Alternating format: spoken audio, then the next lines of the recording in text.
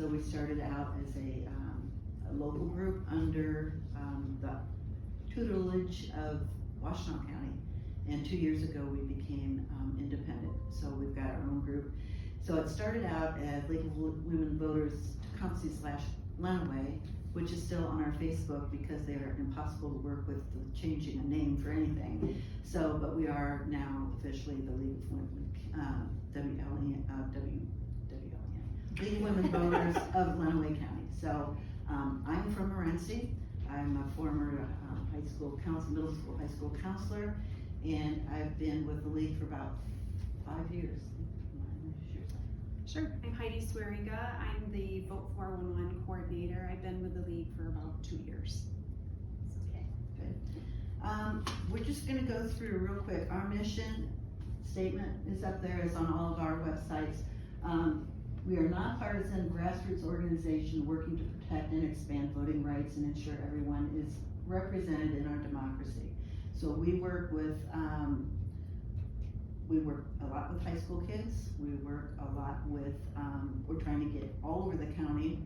We've gone into senior centers for their lunches and talked to them about, you know, how their voting rights and where they can go to vote, because a lot of people, there's a lot of information that people don't know. I know you guys probably know a lot of it because you're very interested in this whole topic. So we're gonna go through some things that we do. Judith had called and said, so what does the League of Women Voters do to kind of promote security? We're worried about this next election. I think we'll have it, but will it be free and fair is the next question. So we're just gonna go over some things that we do. If you have questions about what we're talking about, some of that, we can give you more detail.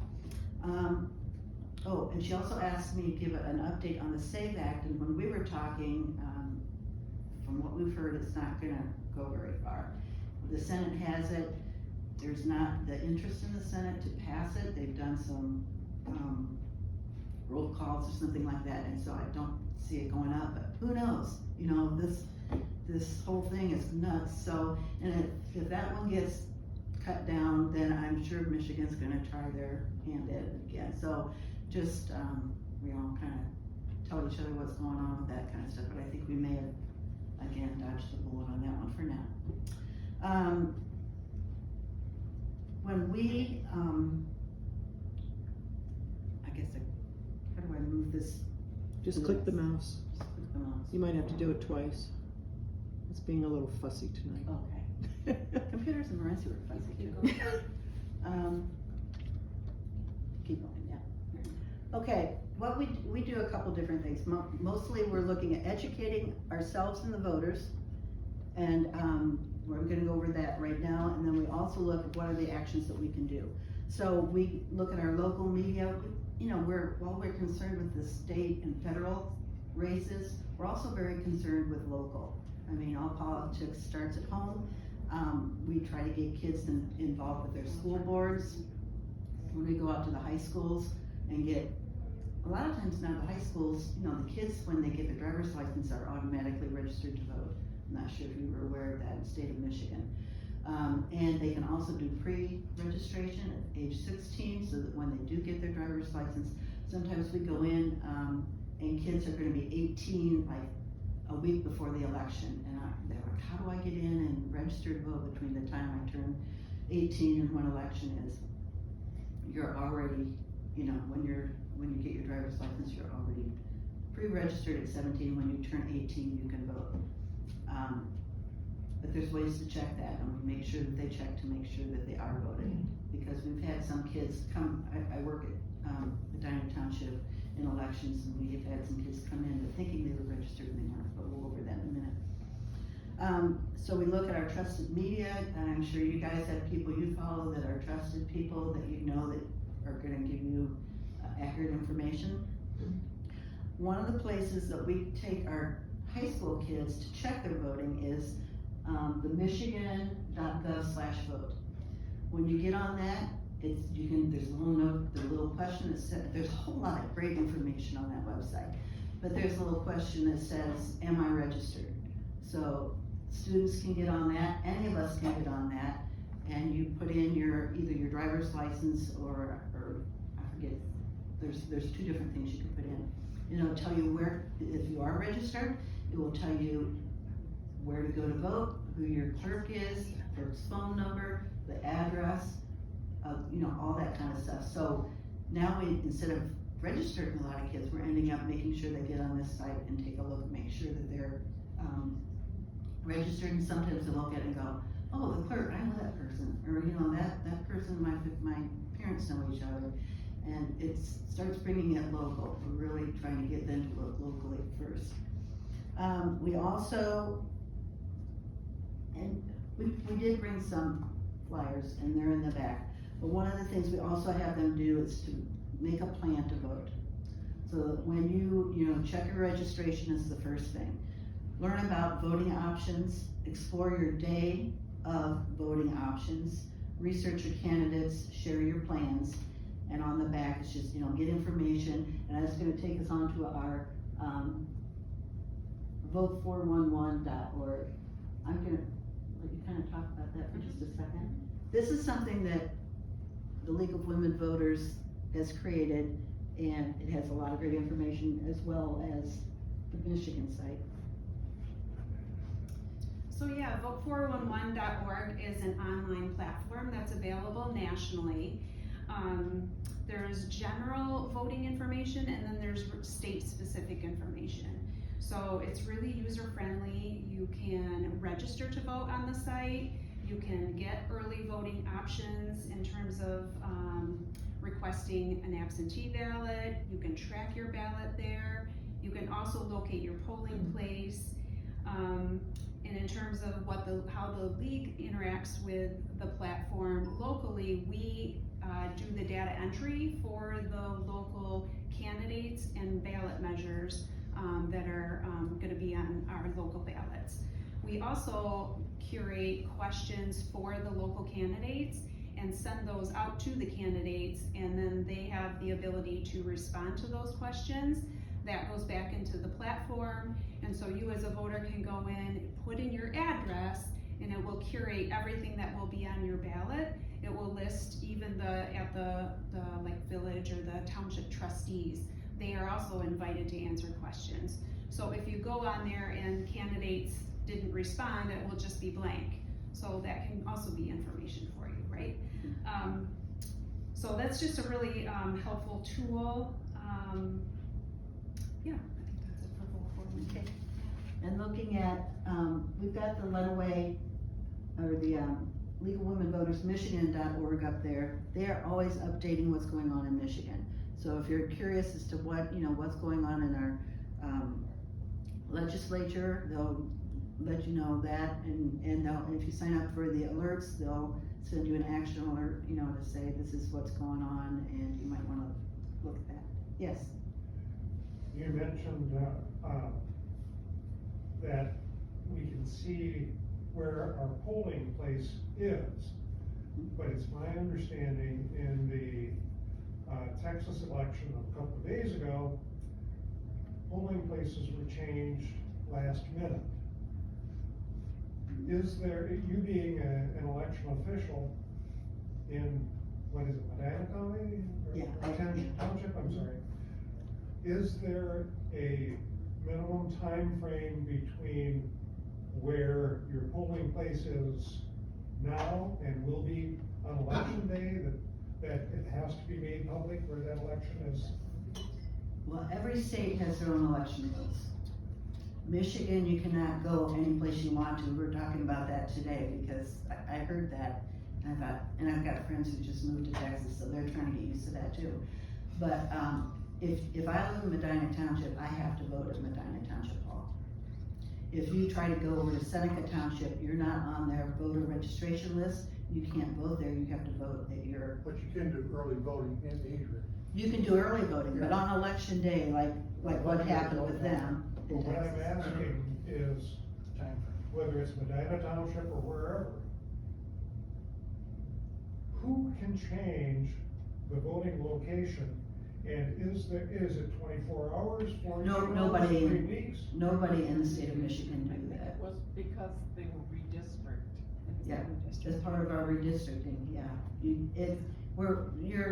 You can only, as part of that, in 2022, I think it was, you have to vote where you are. You cannot change those polling places. Now, once that software is issued, it's locked in. Yeah, it's So all you here should locked in, software so if 14 you, days before. if I have my driver's license, I go and try to vote in Adrian on election day, my name is not in the poll book for I Adrian. understand that, So- I'm just wondering, so, no. can election No, polling places be changed No. not in the state of at Michigan, a whim? no. Okay, And not the times either, cause that was part of what happened in Texas, is the times were changed. Yeah, they had to give them 2 hours extra just to get to their polling places to vote, so the judge ordered that they needed. I think, before- no, you can't change the times. I think in the past, if you've had a problem, like if you had a problem with the machines first, like at the very beginning, but no, we've got a lot of time. We've got till 8 o'clock at night. I think we go, I'm there from 6:30 to 10:30 at night, you know, that's a long day. 'Cause we've got a really long time, plus all the early voting and the absentee ballots. It's, and in Alabama, you can only vote on that day unless you're, you know, on deathbed and have to turn in your, so every state is different, so if you guys move to another state, you're gonna have to find out a whole new way of doing that. So, let's see. That over. We did 411. Okay, getting involved locally. So, we have something called the Observer Corps, and I see Carolyn Marr is here, and she is our Observer Corps, director. As league members, a lot of us are in that, and we go to meetings. We go to city council meetings, we go to county commissioners or school board meetings, and we don't involve ourselves in the meeting, we are just observers. And this accomplishes a few things. You've already introduced yourself to whoever the people are that you're there for. You're an observer from the league, you're there for, you know, support, to, you know, witness what they're saying and what they're doing. And also, I mean, I was sitting in a city council meeting in in Morenci. And they were thinking, you know, when, I'm not even sure when the, you know, next primary is, and they looked at me, and I'm sitting in the audience, like, Diana, do you know when it is? And I could tell them, you know, because they know that I'm a trusted person, that they know that. And I've worked, if you get trained as an election worker, you can work any place in the state of Michigan. You don't have to work in where you live.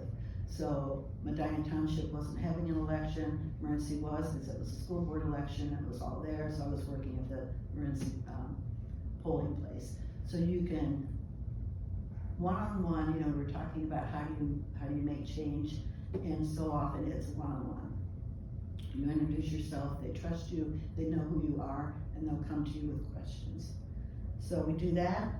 We volunteer to witness, these are things that you may not have heard of, but we do as individuals who volunteer, not necessarily as league members, but a lot of us do this, to witness, what I have up there, the public accuracy testing of the voting machines. Have any of you heard of that or done that?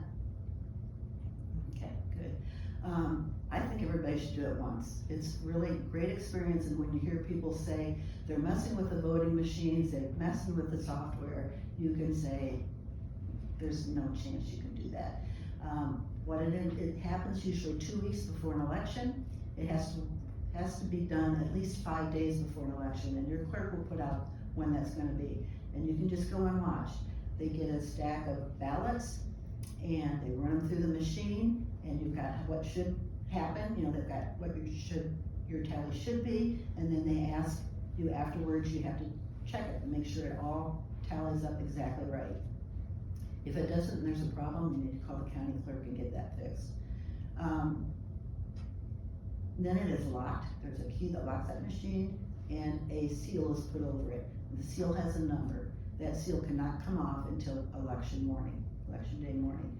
It takes maybe an hour and a half to do one of those public accuracy testings, and the clerks really, I think they're very grateful for that, because there are witnesses. So if somebody comes and says, you messed with it, you say, these are the people who were here that can vouch that I didn't mess with it. So there's that. There's becoming election workers. Do you guys have a lot of people in this group that work elections? that's another thing, even if you never work an election, to go to that training, because it's very informative. It lets you know all the checks and balances. I remember the first time I did it, it was 2026, or no, not 20, this is 2020. Trump's first year. I'm trying to forget when that was. Yeah. It was 60, and it was pandemic, you know, and we were wiping down stuff and we were doing all that kind of stuff.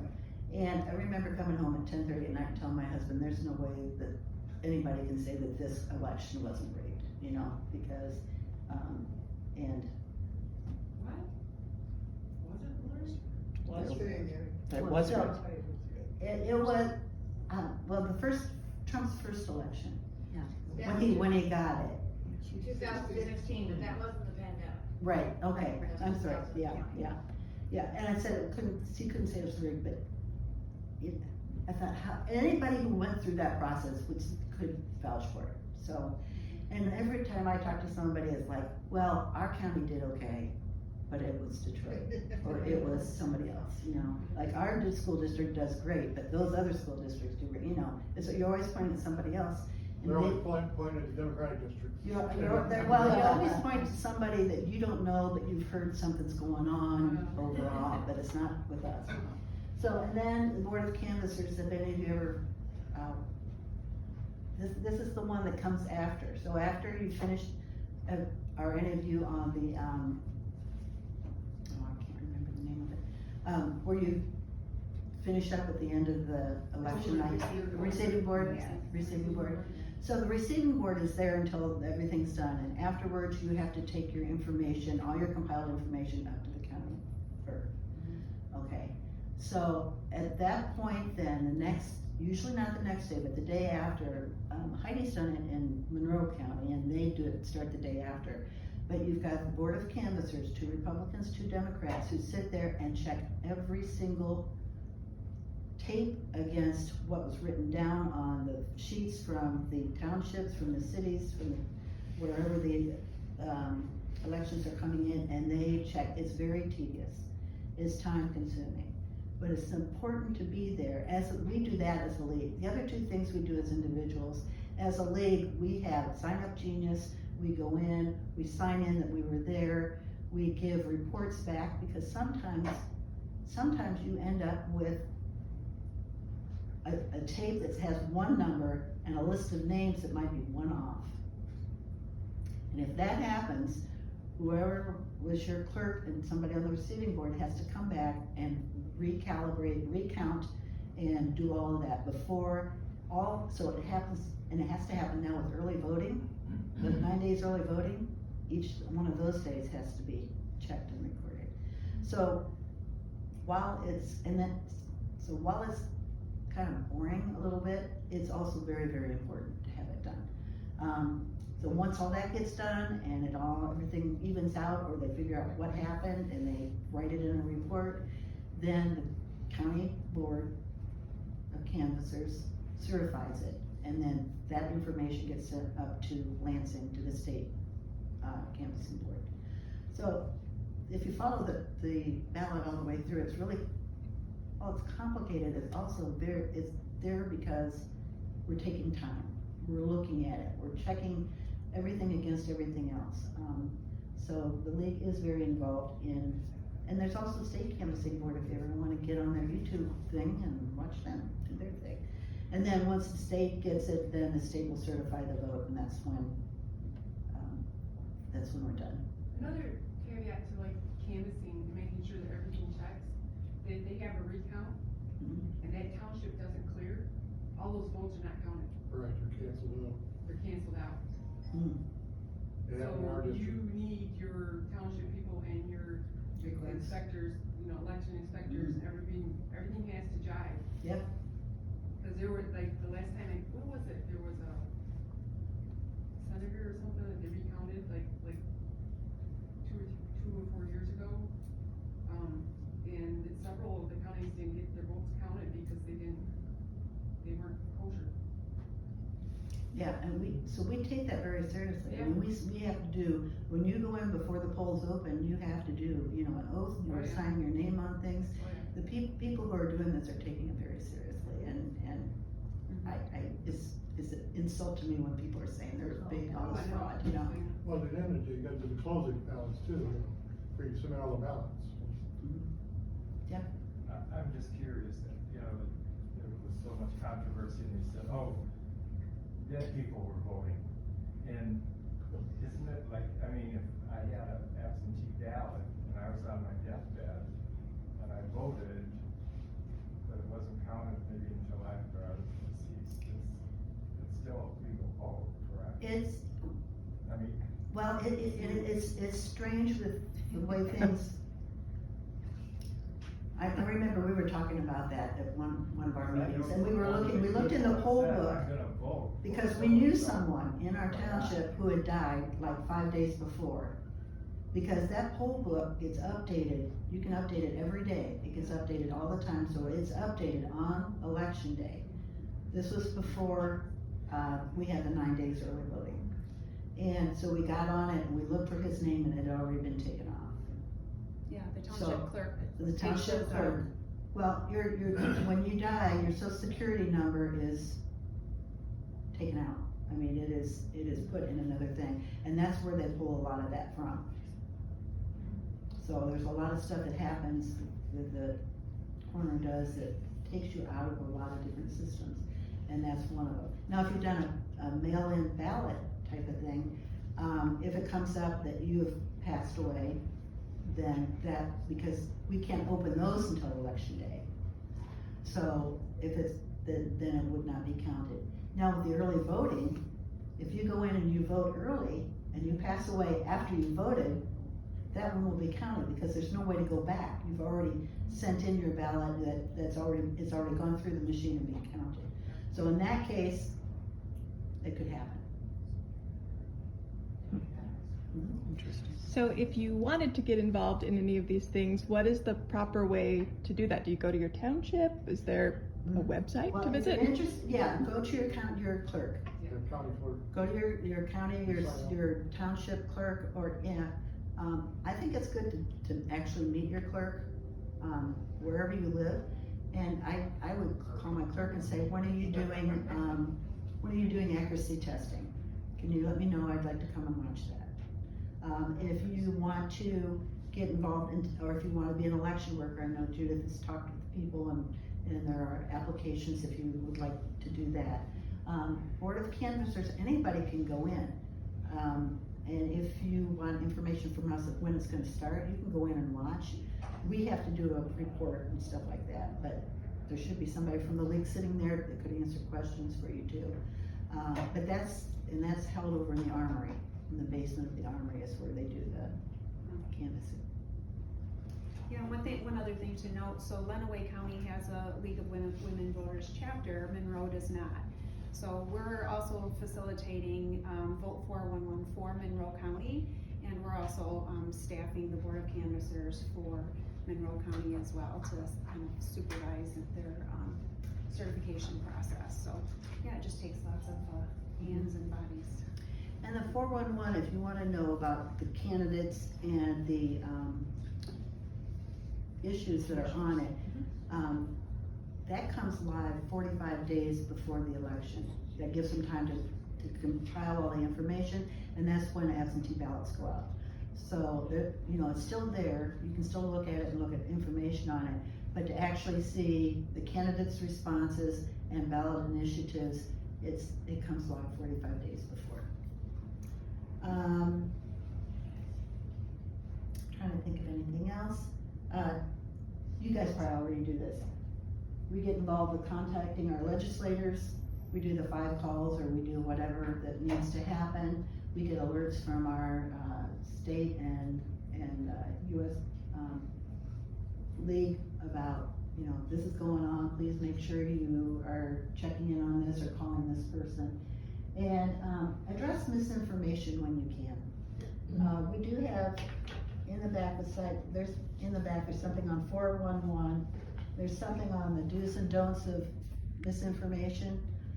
It's also in Spanish on the back, if you're interested in that. A lot of times if you're working elections and somebody says something, you probably step up and say, that's not, that's not been my experience, that's not the way it works. A lot of times, if you, just by going and doing one of these things, you've got that knowledge. And people will listen to you. They know you, you're a friend, they trust you. And if you say that this is what your experience has been, and this is what your training has been, they will tend to believe you before somebody on Instagram or on whatever social media that people tend to get their information from. So this one doesn't cover this, but we've had training on ours is, online, do not respond online, because you don't know the person, all it does is amplify their position, and it can spread it more and amplify their feed. We've been told that if you're, person to person is great, no more than a couple people, otherwise you get everybody else's 2 cents worth. Online though, if there's something that you like and it's right and you want to support it, absolutely hit that like button, but don't try to argue online, because it just entrenches them more. The disinformation. Is there anything we missed? It's on our sheet too. Any other questions? I found out last year that men are allowed to legal Yes. women voters. We have That's why I 5 joined. men. We have 5 men, legal women voters. They're supporters, and they are, and some of us, weasel our husbands into it too. But yeah, men are invited. We are trying to get more youth involved, and I'm talking about, 18 through 24. We've got a youth initiative that we're starting to work on, just to help us reach them with, YouTube or, whatever reaches that generation. We do a lot. There's some schools that invite us back every single year, and some that don't, and that's okay. We've talked to the principals, we've talked to superintendents. I'm part of that too, and it's very interesting. The kids are they know quite a bit of what's going on, and but they get nervous about voting. So if you've got a young person in your life, if you've got your own kids, take them with you when you go to vote. Say, let's look at this. What are the policies we agree with? Who are these people? What are they standing for? What are they saying? It takes a little looking into, but it's one of the things our fearless leader in voter services says, is if you don't vote, you can have your say, but you don't always get your way. And so if you don't get your way, you figure out what went wrong, and you come back and you work on it for the next time. But if you don't vote at all, we have an activity where we have all the kids stand up, and we put down like a third of them, say, not in Michigan, but nationwide, you sit down, these are the people who didn't register to vote. And they look at these people, like, oh, geez, you didn't, so don't even bother complaining, because you didn't have anything to say to start out with. And then you've got, we take another quarter of them, sit them down, and you are the people who are registered to vote, but you didn't. You decided you didn't want to, or you didn't feel like your vote counted. We have the kids tell us why people don't vote. They don't feel like their vote counts. What does it matter? It's too much of a hassle, all that kind of stuff. And then so here are the people who voted and got to stay. And we try to pick we watch them come in, and we see who are the class clowns, and then and so these are the people who are representing you. Are these the people who would vote the way you would vote? And so anyway, we just try to get them involved and doing different things with them. And so Clinton, we've got Clinton schools and Tecumseh schools coming. We're doing Morenci, and we're finishing up Madison in the next few months. We've already done Adrian, most of Madison. Any questions? And there are things in the back, and also Judith was saying she would get you the addresses and stuff. We do have a your Lenawee County it's everybody who's resource guide. So you've got the addresses of all your federal office, you've got all your state offices, the addresses, the websites, local representatives, your board of commissioners. So it's got all that information on it. So, if you need that information. And if you run out, were you gonna put them on I've got, applications here, if Okay. you would consider being an election worker. What do they call them, what's the official name, inspector? right? inspectors? Well, Yeah. what's the election Yeah, poll worker inspector? was kinda, you know, nasty. Poll worker. That wasn't, that's, Yeah. it's gotten What's different. happening is a different lot of definition. people who work the elections are aging out. Yep. And so they need more people, it's a